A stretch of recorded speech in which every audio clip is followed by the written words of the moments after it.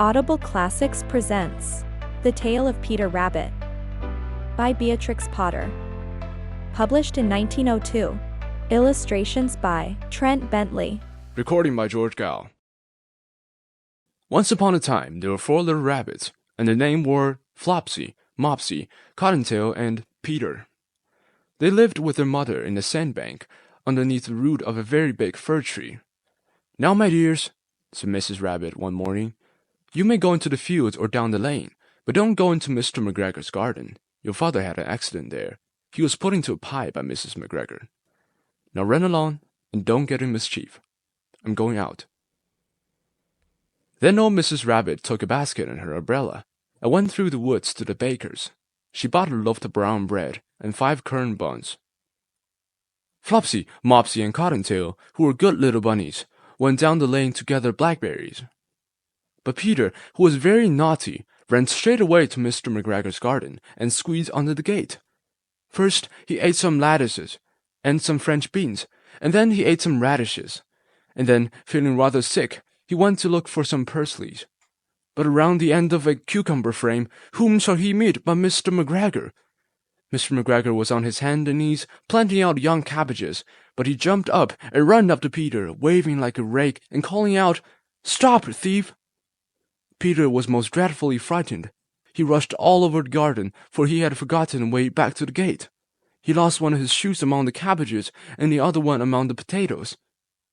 After losing them, he ran on 4 legs and went faster, so that I think he might have got away altogether if he had not unfortunately run into a gooseberry net and got caught by the large button on his jacket.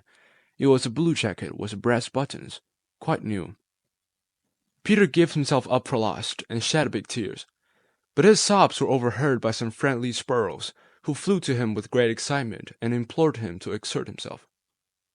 Mr. McGregor came up with a sieve, which he intended to pop upon the top of Peter, but Peter wiggled out just in time, leaving his jacket behind, and rushed into the tool shed and jumped into a can. It would have been a beautiful thing to hide in if it had not had so much water inside. Mr. McGregor was quite sure that Peter was somewhere in the tool shed, perhaps hidden under a flower pot. He began to turn them over carefully, looking under each. Presently Peter sneezed, "Kutschko!" Mr. McGregor was after him in no time, and tried to put out his foot upon Peter, who jumped out a window, upsetting 3 plants. The window was too small for Mr. McGregor, and he was tired of running after Peter.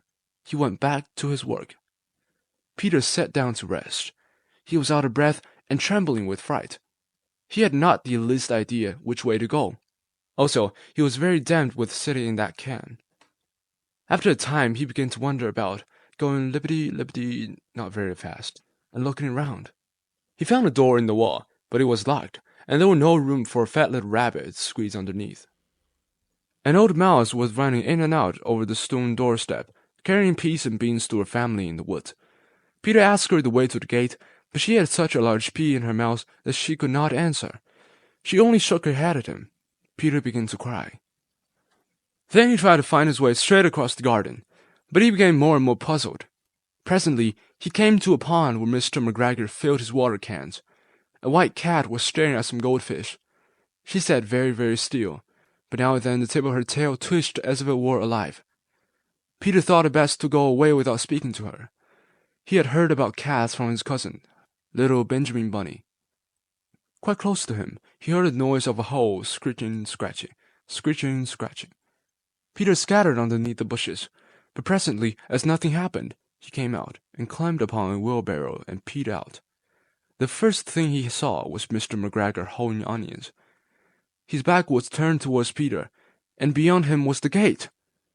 Peter got down very quietly off the wheelbarrow and started running as fast as he could along a straight walk behind some blackcurrant bushes.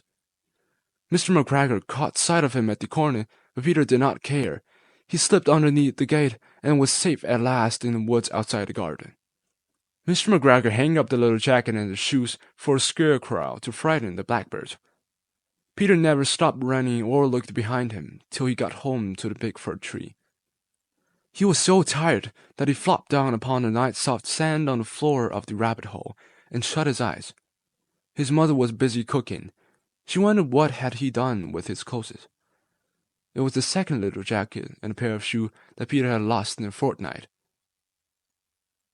I'm very sorry to say Peter was not very well during the evening. His mother put him to bed and made some chamomile tea, and she gave him a dose of it to Peter. Tablespoonful to be taken at bedtime. But Flopsy, Mopsy, and Cottontail had bread and milk and blackberries for supper. This has been an Audible Classics presentation. Be sure to give a thumbs up and subscribe to our channel if you enjoyed this content.